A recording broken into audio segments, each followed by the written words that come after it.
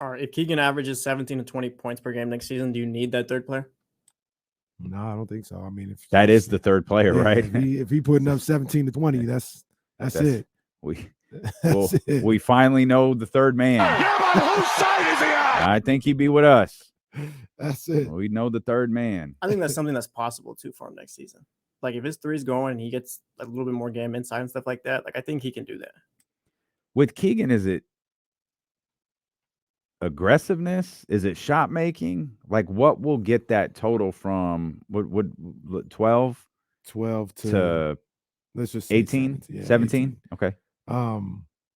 He's got to be more aggressive, and he's got to have a little more variance in his game. Generally, creating off the bounce, being able to create off the bounce by himself. I think that's where when people talk about Middleton a lot, I think that's where Middleton's game evolved. He was able to get shots off the bounce and also get to the foul line because of that as well.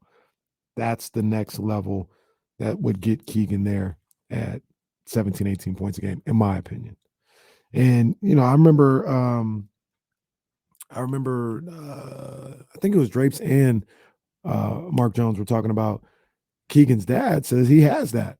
He's got that. He's got to find a way to show it, but he's got that in his game. And if he does, we got action. We got action. He showed, I don't know if he has that in his game right now, the type of confidence that Mr. Murray had in it. But he showed me some things later in the season, and specifically in that playoff series, where it was like, all right, he got a little more movement than maybe I saw at the beginning of the season with the ball, you know, being able to, you know, get open and find different ways to get his shot off. I see something there. I see something. Is this something that can continue, that he can build off of? Hopefully, but I do see something. You think he grew, evolved during the regular season? I do. Yeah, I do. Absolutely. James wrote a fantastic piece regarding Trey Lyles yesterday for the Kings Beat. He talked about that piece a little bit with us prior to it posting. And, you know, listening to Trey, reading the quotes, there's video, you know, attached to it about, you know, all of those things he said in the locker room about, you know, the De'Aaron Fox and his birthday party and the clear, obvious connection that Trey Lyles had with this Sacramento Kings team. It's a pretty dope listen.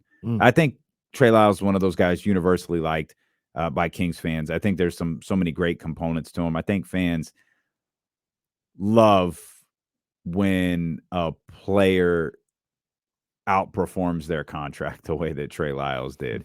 And Trey Lyles felt so important to what Trey Lyles won games for Sacramento. He was an integral part of many of Sacramento's wins. And it feels like a no-brainer that Trey is back here, you know, given Trey Lyles' desire to come back, given the movement that without knowing a single shred of Monty McNair's thinking, Kings have the availability to do it, especially at a probably rather reasonable, more expensive than last contract, but still a reasonable contract. Right. And then his play this season, like it all fits, it all works. The thing I just keep getting hung up on is the Sasha stuff. And James laid out at the very end of yesterday's conversation, like how financially, I think he used Sasha, Trey, HB, and maybe it was Kelly Oubre. How he can you can make all of that work financially. That'd be a good look. Cool. What I can't figure out is practically how does it work?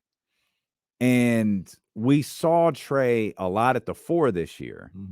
And we saw the team, particularly in an important moment against the Golden State Warriors, play the small ball 5 a lot. We actually saw him play the small ball 5. I don't want to say regularly throughout the season, but we did see it. Yeah. It feels like if there's a combination of those 3 guys that we just mentioned back, the idea is Trey Lyles is the small ball 5. Absolutely. And might get a substantial – they might commit to that a little bit more than they did this year. Yeah, absolutely. And I think that screams two things. One, they're not going to overreact to not having a rim protector. Or perhaps Neemias, my guy, winds up being that rim protector. Two, they're also not overreacting to Kevon Looney and the offensive rebounds they gave up in Game 7 in particular, but in the series against the Golden State Warriors. Yeah, because the thing about that is also, shout out Kevon Looney. I hope he's okay. I'm still confused. I'm so confused. Like that. Like I hope whatever sickness has got him, like a sickness that relegates him to 10 minutes per game.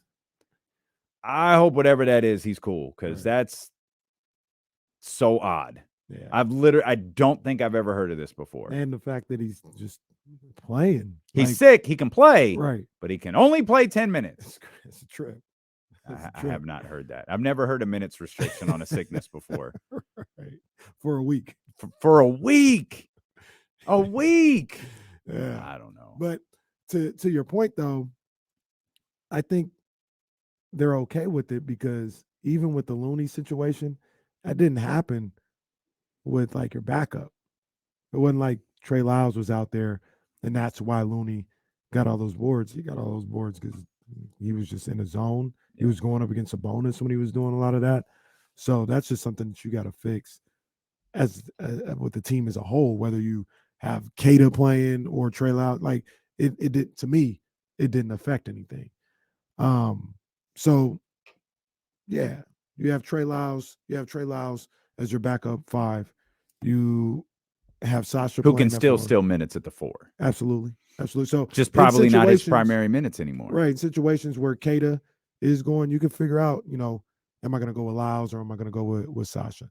The other thing about it too, Damian, is I don't think this is a one-time thing, but the relationship and the understanding and the what's the word I'm looking for? The dedication to the team aspect that these group of guys had this year, I feel like it may be able to be duplicated. So Lyles, as important as he was for this team, would go games without playing. Like he'd go stretches without playing at all. And we'd be like, man, Trey Lyles, what happened to him? A lot of the guys it happened like that for. Metu, Chemezi, yeah. TD, guys just wouldn't play for a while. And maybe Coach Brown and the front office get with Trey Lyles when it's time to negotiate, be like, man, we really want you here. We're not going to lie to you. It may look like it did last time a little bit, where maybe you go a week and a half without playing. But depending on the matchups, depending on how things are going, we'll get you back in there. We did it. You got in the playoffs. But in that scenario that you laid out, wouldn't that be really, really rare? Because if Trey, it's the backup 5, he's playing. Now there might be games where he doesn't play. That's what I'm saying. Rather than stretches. Right. Like I can't envision a scenario where there's stretches he doesn't play. Right. Because I mean, I like Neemias Queta. Like I hope he's a guy on this squad. I hope he's a guy who can work out. I understand he's still a young player, still has some shortcomings, but he's a big body. Mm-hmm. And I mean, I don't know, Steven Adams versus Trey Lyles doesn't feel like the best idea. But and there could, Joel versus Trey Lyles doesn't feel like the best idea. But we saw Neemias Queta versus Joel too. So and that wasn't the best. Right. Threw that poor brother out there for the first time against Joel Embiid, and like, hey, he got like 3 fouls in like a minute. Essentially, Mike Brown hit him with a. Not bad. Probably shouldn't have done that. Take a seat, brother. You did good, pal. You did good. Have a seat. But I'm looking. So this is inexact science, I understand, but I'm looking at a stretch of games here with let's see, Oklahoma City.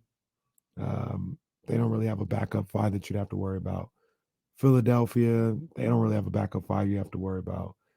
Memphis, you're looking at Tillman, something like that. Toronto, they're a little bigger, but like the whole point, I can list down this whole little list of teams, but the whole point is for, like you mentioned, for one game, yeah, maybe you might match up Kada, but for a series of games, you could absolutely get by with Trey Lyles being that small ball 5. And I think that's where I definitely think that's where they are going to be leaning.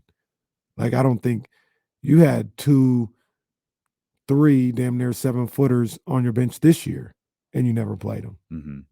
So, yeah, go into the whole season with maybe one as a security blanket in Kada, but we're going for shooting and, flexibility on these lineups.